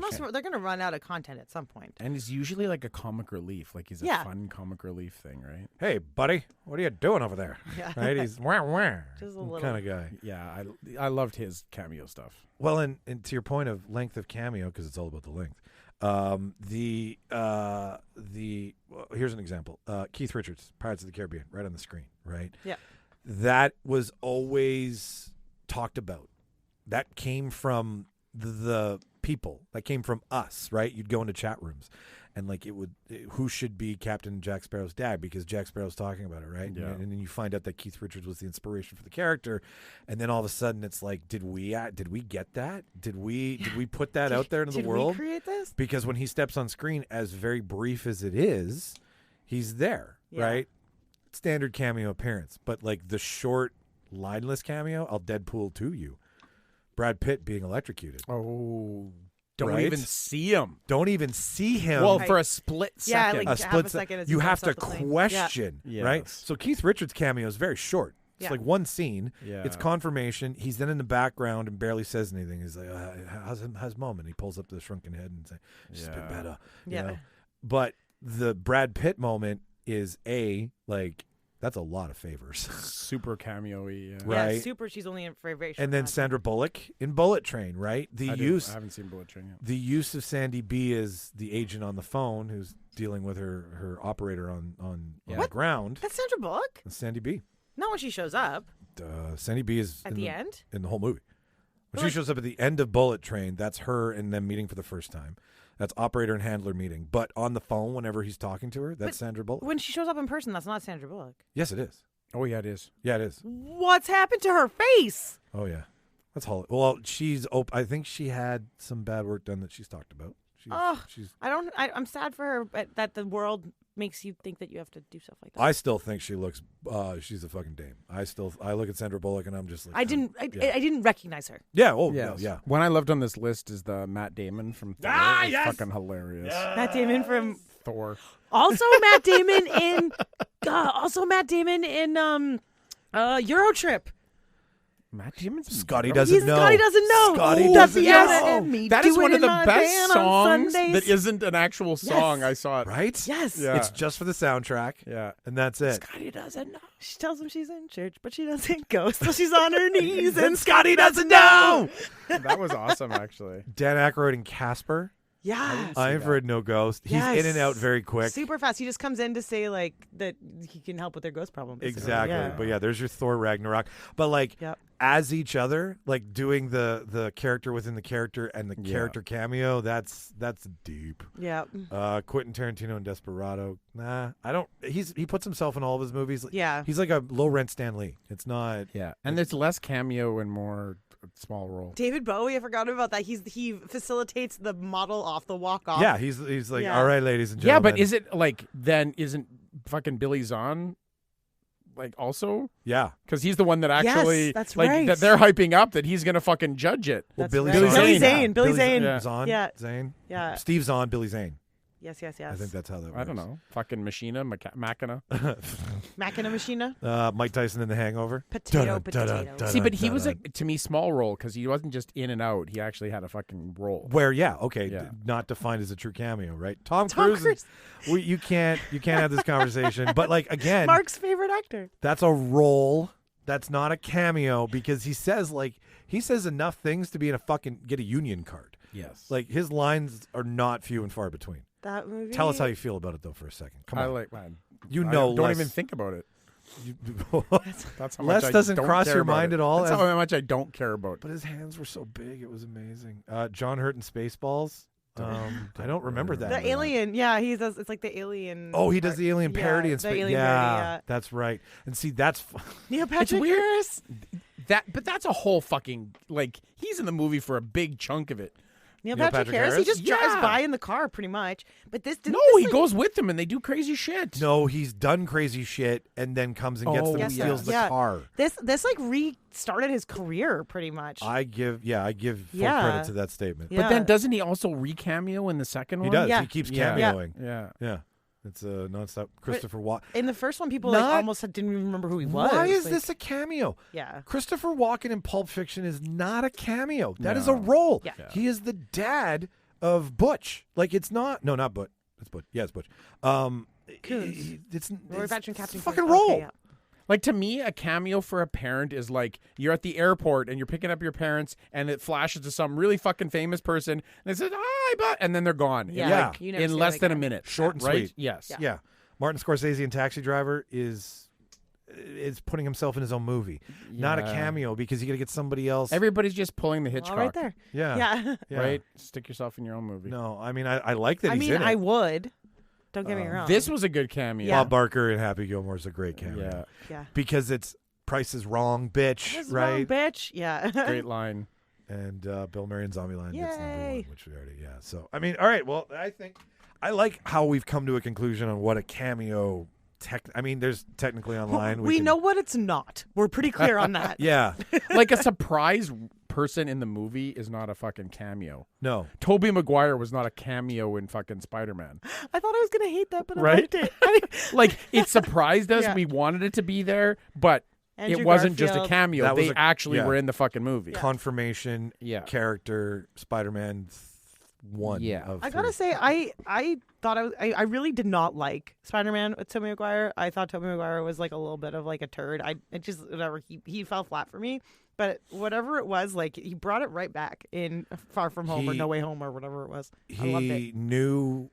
He was much better in that. I loved it. I still don't want to sleep with him like I do the other Spider-Man. Spider-Man. Spider-Man. Spider-Man. Spider-Man. I like that. That could be somebody's last name. Spider-Man. I'm Bill Spider-Man. The Spider-Mans, the Spiders man. Friendly neighborhood Bill Spider-Man. Yeah. It I sounds mean, like your neighbor. Yeah. Yeah. Won't you be Bill Spider-Man? But I enjoyed his So Yes, and that's. I mean, talk about Marvel has so many fucking cameos. Like Multiverse of Madness, that whole fucking panel of the Illuminati. Oh my gosh. Right? Yeah. John Krasinski as Reed Yeah. Richards. Patrick and Stewart Patrick as- Stewart as Professor Xavier. Yep. Yeah. That was crazy. So, last one. Even Black Bolt, if nobody watched the series, because not many people watched the Inhumans. That was Ensign Mount. Yeah. Yeah. Yeah. Which I looked into that after because I was like, I oh, watched the whole Shockwave. before, yeah. That's insane. So last item on the See, list. if you don't realize what his power is, it's not as funny the way he dies. That's very true. Yes. And I was one of those people. Yes. And what we really want is death to be funny. Exactly. Little chuckle. Not Like when in when they Burn shoot Bill After- Murray? in Burn After Reading when they shoot George Clooney. George Clooney when Brad Pitt shoots George Clooney in the head in the closet. That's That's the only time I've ever laughed out loud, like hysterically at a death scene. well, that and when he shows the sex chair rocking in the Oh basement. my god! And you think it's gonna be like a torture Yeah. dungeon, and it's like take a look. it's a sex chair with the dildo. That So like I built this thing surprisingly cheap. That's Got one all of the my- parts online. It's one of my favorite movies. It Again, is. again, Coen Brothers, All right. aces. Let's enter last item on the docket here. It's going to be. So we're doing another Roger's Regret, which if this is your first time listening, listener, it's very simple. We look at a 2-star or less review from Roger's Regret. RogerEbert.com, and we call this segment Roger's Regret because we wonder if he regrets actually giving this ranking after we have sat here and chewed it out for a minute. So we have decided. Take that, dead guy. Yeah, I know this is funny death. So on the list today is the classic comic book. Did you confirm if it was Frank Miller or not? Yeah, Frank Miller. Frank Miller. The graphic novel. Came after Sin City, right? Came Yeah. after Sin City, yep. Okay, And, I can't well, understand. let me lay him the title first. Sorry. So the title in question is simply 300. 300. Gerald Butler. Michael Fassbender, too, also in Gerard. that. Butler? Is it Gerald or Gerard? Gerard. Is it Gerard? Gerard Butler. I learned Yes, it was Machina. Machina Butler. Gerard Butler. Thanks, Emily. I can't do anything with Mark. It's Amali. But yeah, it's 300. And let me read a couple things that they've said, and then we can get into this. 'Cause I'm that's mad what I about think this is being a funny. 2-star rating before you even read it. I know. I gave a 4-star rating to Sin City, the Good, 2005 yes. film based on a graphic novel by Frank Miller. Now, as I deserve, I get 300 based on another work by Miller. On the earlier film, I wrote prophetically. This isn't an adaptation of a comic book. It's a comic book brought to life and pumped with steroids. Yeah. They must have been buying steroids wholesale for 300. Every single male character, including the Hunchback, has the muscles of a finalist for Mr. Universe. They're Spartans. What do you expect? Let's start with that. I mean, It's a comic book brought to life. Everything's exaggerated. Yeah. Exactly. You're supposed to be like when you read a comic, they're all weirdly muscly, and also like chicks have like boobs built into their armor. Like it's not supposed to be realistic. It's supposed to be sexy. well, and also too, like they really did justice with like if you look at the comic book characters, Yeah. they are cut like they're cutting for a Mr. Universe. They're So to not do that, Yeah. people would first go, this isn't like 300 off the couch. I want 300 from the comic book. I would argue take his quote that you just said, and you could use that as the same quote if you gave it 4.5. I agree. Absolutely. It's like this isn't an adaptation of a comic book. It's a comic book brought to life, but in a good way. yeah. yeah. It's a comic book brought to life. 100%. Yeah, he's remaining very neutral. Right? I in give that. it 4.5. Yeah. was- it was a good catch. Yeah. I totally agree. Also, like, okay, yeah. So they're drawn all cut, and so but I don't understand. Like you said, what's his problem with that? Like they're supposed to. The whole plot of this movie is that they're superhuman soldiers, basically. Like these 300. Like super intense military dudes, Well- like beat off, And there's not beat off, fend off. I must have missed that part. It's a different movie. They get in Fend- a circle and they. It's a different. movie. They put I a was, shield down. I was confused. And who eats the cookie? What did you watch this week, Emily? Who eats the dry old Yeah. bread?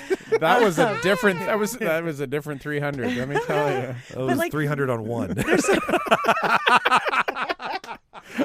But they're supposed to be insane, right? They're supposed to be almost superhuman. Yeah. Almost superhuman. They're the 300. Yeah. Like to argue They're a it- fucking fable. It wasn't much of a movie. Like there wasn't too much story. It was, to me, it was sort of like a comic book brought to life, but it was like an opera movie. Yeah. Because it was just big, dramatic, Yes. big sound, Yep. big visuals, no story. No.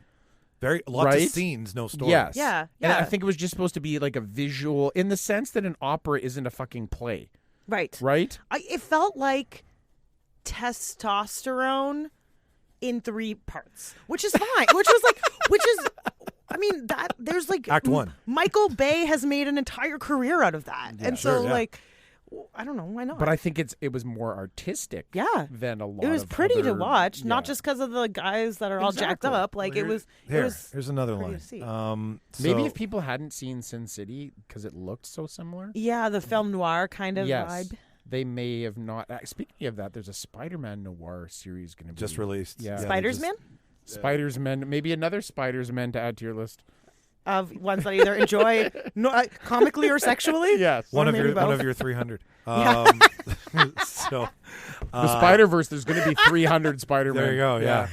Yeah. Sin City has vividly conceived characters and stylized dialogue. To your point, Mark, 300 has one-dimensional caricatures who talk like professional wrestlers plugging their next feud. I But mean, that's what they're doing. They want to fight the guys. I don't know. I feel like he's trying to overcomplicate a movie that is literally just like rah, strong man. Like I always felt that 300 was like somebody was like had a book and was telling you the story of the 300 Spartans that battled and Yeah. and this was the visuals that went along with Yeah. him reading the story. yeah, no, it's very storyboard. The Jack Nicholson coming and leaning over the top. It's my new hat. Yeah, no, if you're fine with it, I'm fine with it. So, Why so serious? He's like, he doesn't like my review. He's like, excuse me, say that to my face. Ever dance with the devil in the pale moonlight, Emily? Listen, this is as good as it gets. Yeah. Yeah. Oh my goodness. Well played, sir. Well played. Speaking of The Shining. He talks so much about the muscles, but return to those muscles. Although real actors play the characters and their faces are convincing, I believe their bodies are almost entirely digital creations. I know for a fact that their workout consisted of a couple ex-Navy SEALs doing the style of workout where they would do a ton of like easy cardio and drain all the blood into the lower extremities. And then they would go and hit the weights hard and like basically go into a deficit of Because blood in you their can upper still arms. you can still look up the 300 workout. And Yeah. like whatever. Yeah. So It's a real workout. Like, I feel like he's like you said, over focused on the body thing and like maybe just a little bit jealous. I feel like we're getting a glimpse into Ebert's body dysmorphia. Yeah, or got some maybe he was just like exploring different like variations of his sexuality. He was just like a little uncomfortable with it. Maybe he wasn't comfortable You with know, it. He didn't like- feel as though he could really Right, express. so he was like, "Oh no, big muscles, yeah." Maybe he's dwelling on it because he really liked it, but Yeah. he didn't feel as though society was ready for him. He's to repressed. like when you go and you like pull someone's pigtails on the playground because you like them. And he's like, I'm gonna. He's negging them. He's negging I them. think we're uncovering I something know, here. I think so too. He's I like that you know he's that term. negging. It doesn't work on me. the Ebert move- was closeted. the was closeted.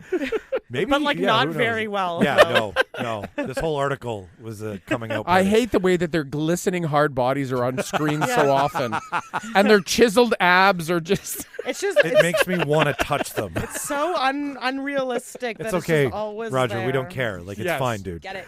The movie presents other scenes of impossibility. Look at the long shots of the masked Persians. There are so many. They would have presented a logistical nightmare. How to feed and water them. Consider the slave-born chariot of Xerxes pulls up. It's larger than the imperial throne of the Forbidden City with a wide staircase leading up to Xerxes.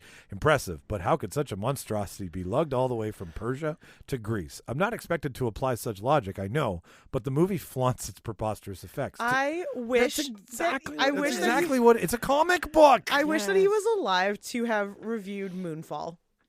I feel like He would have ripped. He would have shot it to the moon. Alice. I feel like that he didn't have any idea how completely unrealistic and insane movies were gonna get.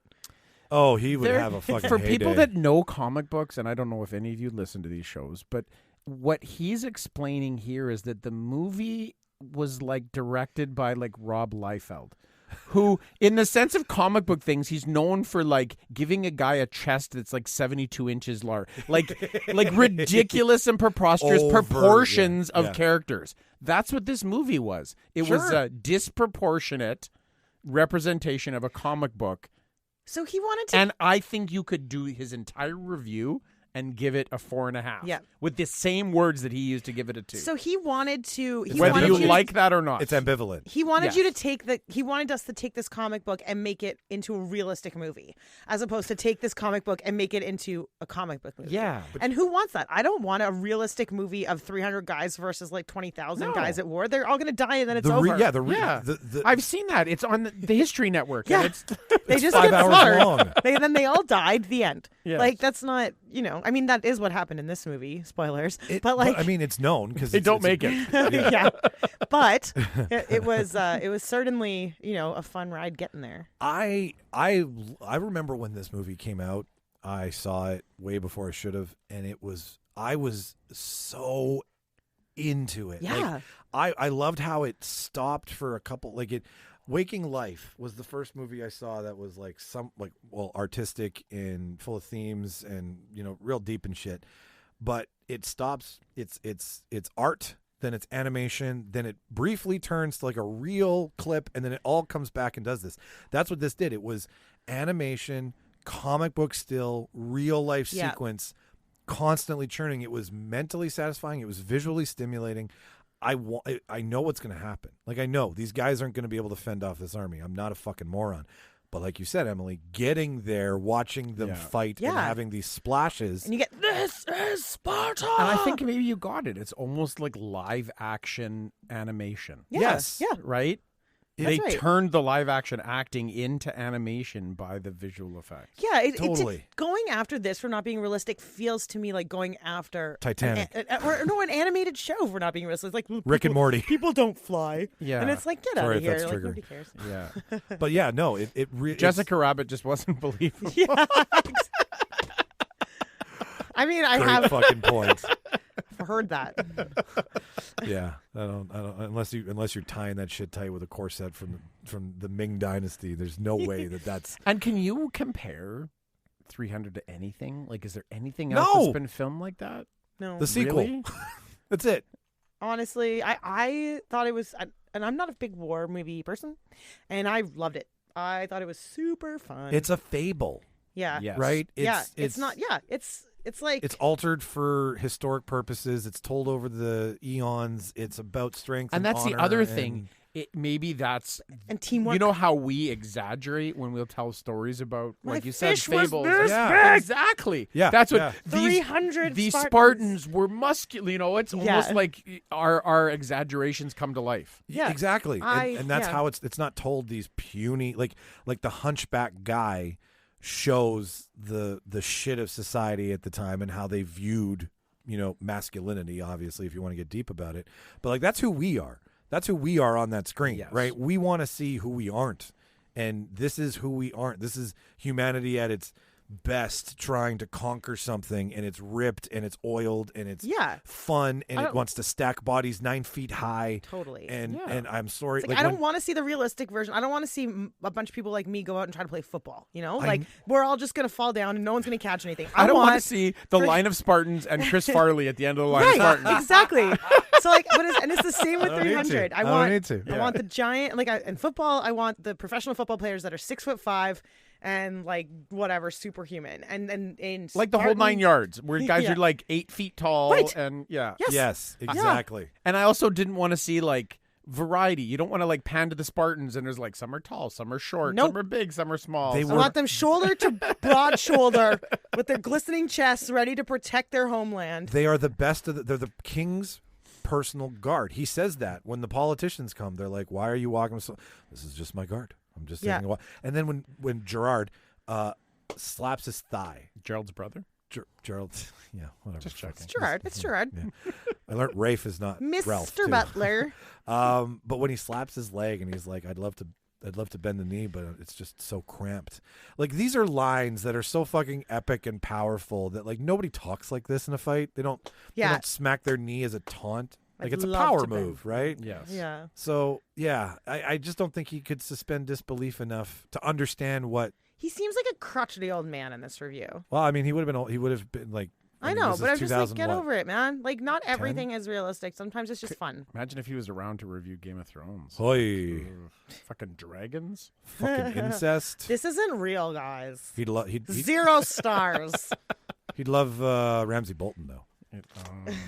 He'd probably be into that S&M shit. Anyways, all right. So I mean, like, I give out of 5, I would give this like a 3.5. I wouldn't be as hard as a 2. Yeah, no, it would be an easy 3.5, 4. For right? me, this is an easy 4. But I gotta say, yeah, you're right, probably right. yeah, It's not winning awards for anything I'd outside of. call it like I don't need a 5. I'd call it like a 7.5 out of 10. Okay. Oh, nice. Right. I like it. It's not winning awards, but I have traditionally much more enjoyed movies that will never win awards over movies that win awards. I don't like things that take themselves seriously. Movies, TV shows, people. Yes. Yeah. Roger, you took yourself way too Roger seriously. took himself seriously. R.I.P. But, you know, That's okay. You fucked up this one, Rog. yeah, you got it wrong. I'm sure you're full of regrets. See you next time, Raj. And listener, we'll see you next time because that is it. That's the show. If you're That's first, a wrap. That's a wrap. Put it in the can. That was real. Emily, you had dodgeball stuff happen and shit's happening again if people want to watch Oh, you. yeah, absolutely. So for those of the listeners who don't know this about me, I play competitive dodgeball. Yes is the thing. Yes, you can laugh at me for it. It's no Hey, problem. if you can dodge a wrench, you can dodge a ball. But recently, my team qualified to go to nationals, and Which is in Montreal, in Canada. Montreal listeners, if you understand our bullshit language. Montreal, Quebec. So we actually have 3 major international tournaments coming up in the next 3 months. One for Western Canadian Dodgeball Championships, one in Seattle, and then nationals. So follow us on Instagram if you want to at Rainbow Thunder DC. And cheer us along the way. If you have Twitch, you can also watch dodgeball streamed most weekends, and you can watch those tournaments streamed live with commentary. Oh, sweet. So dodgeball TTV on Twitch. Do they do commentary like Jason Bateman in the movie? It is more serious. Really? Okay. Yes. But some really good commentary and really easy to follow along for the dodgeball novice. And then, of course, you can jump right into the Twitch chat and stuff like that. So. There you go. Montreal, if we got any fans out there and you like Emily and you want to go support her, go watch her play dodgeball. Calgary next weekend. So when this comes out, it'll be Calgary like on the weekend. Nice. Seattle in mid-March and Montreal in mid-April. So, hit us up on Instagram, Rainbow Thunder DC, and we'll tell you where to come find us. Unless you're creepy, then stay home. It's a bold move, Cotton. Let's see if it pays off. Exactly. We'll be streamed on ESPN 8, The Ocho. How's String Bean? You got any fun books? I've recently bought a whole bunch of comics, and there's 2 big comic sales. I don't want to call them conventions, but 2 big collectibles shows coming up when you're hearing this, February 26th. Perfect. There is a comic-only show out in St. Boniface-ish area. I can't remember where it's at, but if you're in the know, you know. Well, they can message you on Instagram. And right? yes, and then on March 5th, is that the Sunday? 5th, 6th? 5th. That's my birthday. Or March 6th. Is at the Komodo Center. Nice. Wilkes. Yep. Is a comic pop culture toy collectibles show. Interesting. May? You said? March 5th. March 5th. Yep. And we just, between the last few collections, we've bought 16,000 comics in the last 3 months that we're in the process of getting ready for grading. Well, some grading, some just selling. We're going to have some good, cheap long boxes full of $1 and $2 comics, as well as some I can start a collection. big high-end key comics that we've had graded and from all of our personal collections. And he's got some shit list. And in light of some of the new stuff that's come out, the DC universe, DC comics are hot again. lot of So hot, Hansel. a lot of cool characters are going to be So brought hot back right to now. the screen in James Gunn's new Vision. So Gods and monsters. come pick up some DC stuff and give Marvel a run for its money. There you go, listener. We're So- String Bean Comics Yeah. on Instagram, and Facebook is probably the best place to get in touch with us. Or me. And yeah, You know where the best place to get in touch with all there's this some really good stuff is? Facebook groups for comic book collecting, both 'Kay. Manitoba, Canada. Give them to etc. me, and I'll put a link to a page of links on our link in our bio. Because Winnipeg Comic Collectors, Winnipeg Comic Addicts, there you go. Canada Comic Auctions. Nice. Look at this guy. yeah. This lots guy- of things. he doesn't Ready to fuck go. around. There's a whole world worth collecting where people run live auctions on Facebook and other social told media me about sites that this, they yeah, don't that you can't really do anywhere else. There's not like a dedicated platform, so they've like bastardized Facebook, and in the comments below a post, they'll post each individual item that's for sale, I and buy then you clothes like that. then you comment on it to Yeah. bid, and I then buy like designer stuff that Yeah. way sometimes. it's when people pretty are it's sorting. pretty interesting that they've turned it into that. Oh, I need to see that sometime. You'd figure that they would have came with like a plug-in, like an actual auction It's like plug-in, next, right until the final Yeah. second. It's like whoever comments I last. and then you turn commenting off. Yep. And then Write it- whoever's the yeah. last person. Yeah. Yeah. Do I smell an idea to build a platform for this? A global platform to sell comic books on? Well, there is one already, but It's called eBay. It's but I'm buying Lululemon pants. Can we do both? Oh, we'll get there. live auction site. It's cool. Yeah. Point is, listener, there's other things about the people who do things on this show that are fun, and if you have interest in them, you can talk to them about it. Go to our Instagram, Twitter, Facebook, or Instagram. Yeah, they'll say that again. I'm getting hungry. YouTube. We have YouTube Shorts now. But the point is, go to Facebook, Twitter, or Instagram. Check the link in our bio. All of our stuff is there if you want to follow it. Just follow one of the three. The best is Instagram. That's where the most shit gets done. YouTube Shorts is just us being stupid on the show and videotaping it. And Twitter and Facebook are pretty much just for news. At Reel I Debaters. thought you said nudes. I was like, No. huh, No. that's not where I sell my nudes, man. Don't have an OnlyFans yet. But hey, you know what? I'll do anything to The supplement. monetization is not good on those platforms. No.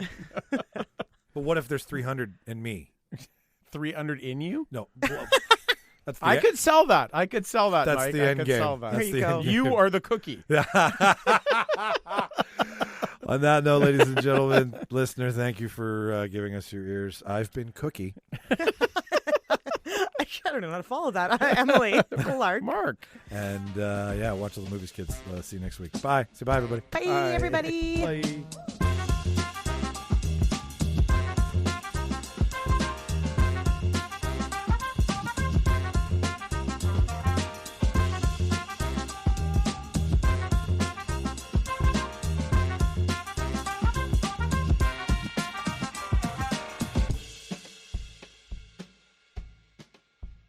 Farewell and adieu to you fair Spanish ladies.